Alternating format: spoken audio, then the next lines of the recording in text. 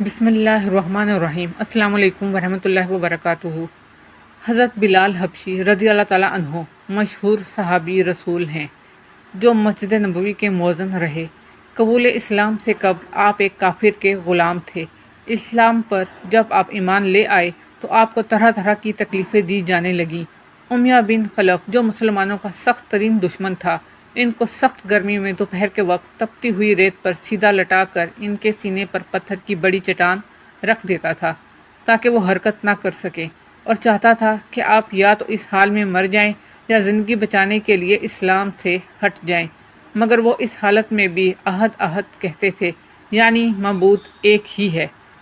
رات کو زنجیروں میں باندھ کر کوڑے لگائے جاتے اور اگلے دن ان زخموں کو گرم زمین پر ڈال کر اور زیادہ زخمی کیا جاتا تاکہ بے قرار ہو کر اسلام سے پھر جائے۔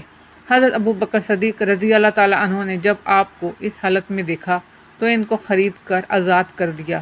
چونکہ عرب کے بت پرست اپنے بتوں کو بھی معبود کہتے تھے، اس لیے ان کے مقابلے میں اسلام کی تعلیم توحید کی تھی، جس کی وجہ سے حضرت بلال رضی اللہ تعالیٰ عنہ کی زبان پر ایک ہی کلمے کا ورد تھا۔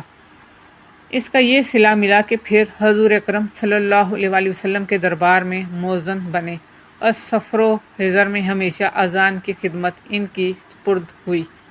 حضور صلی اللہ علیہ وسلم کے وصال کے بعد مدینہ طیبہ میں رہنا اور حضور صلی اللہ علیہ وسلم کی جگہ کو خالی دیکھنا مشکل ہو گیا، تو آپ نے ارادہ کیا کہ اپنی زندگی کے جتنے دن ہیں جہاد میں گزار دوں۔ اسی لیے جہاد کی نیت سے چل دیے۔ ایک عرصے تک مدینہ منورہ لوٹ کر نہیں آئے۔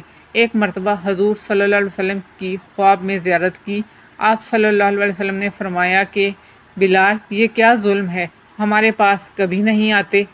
تو آنکھ کھلنے پر مدینہ طیبہ حاضر ہو گئے۔ حضرت حسن رضی اللہ تعالیٰ عنہ اور حسین رضی اللہ تعالیٰ عنہ نے اذان کی فرمائش کی۔ لاڈلوں کی فرمائش ایسی نہیں تھی کہ انکار کی گنجائش ہوتی۔ جب آپ نے اذان کہنا شروع کی تو مدینے میں حضور صلی اللہ علیہ وسلم کے زمانے کی اذان کانوں سن کر کہرام مچ گیا۔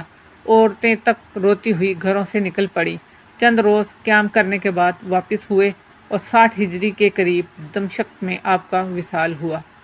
اگر آپ کو آج کا یہ واقعہ اچھا لگا ہو تو آپ میرے چینل کو لائک اور سبسکرائب کر دیں۔